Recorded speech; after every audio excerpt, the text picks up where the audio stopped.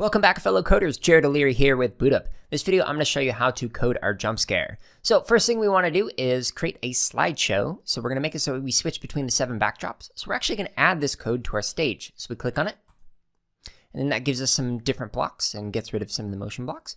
And just like with all of our code, we're going to always start with an event. So we go here, and I want this code to start with the green flag. So when somebody starts this project, it's going to start our slideshow right away. So we're going to tell it which backdrop to start on by using a looks block. We're going to say switch backdrop to backdrop 1, which is that blank one, that one. And then we're going to have it wait a little bit, switch backdrop, wait a little bit, switch backdrop.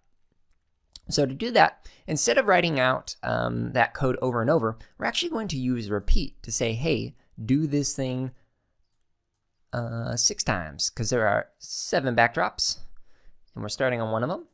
So we're going to say wait for like 2 seconds and then switch to another one. So when I press the green flag, we should see our slideshow. So it's waiting 2 seconds, switches, waiting 2 seconds, switches again. So it's going to keep doing that. So what we want to make sure is that it doesn't go back to backdrop 1, but instead it stops on that nebula, this one. Sweet. So our picture stopped on this one. Everything is working great for our slideshow code.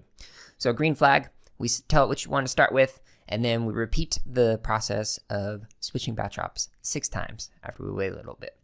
Now we actually want to code our ghost. So our ghost, when we click on this, we're going to, again, start with an event. And we're also going to have this do this thing on the green flag. But what we want to do is make it so that the ghost hides so we can't actually see it. So there are some blocks that we're going to use. One is going to make it so the ghost disappears, and the other makes it so we can see it. Just like that. So first we're going to hide, and then we're going to wait a little bit using a control block, maybe for like 7 seconds, something like that. And then we're going to have it show.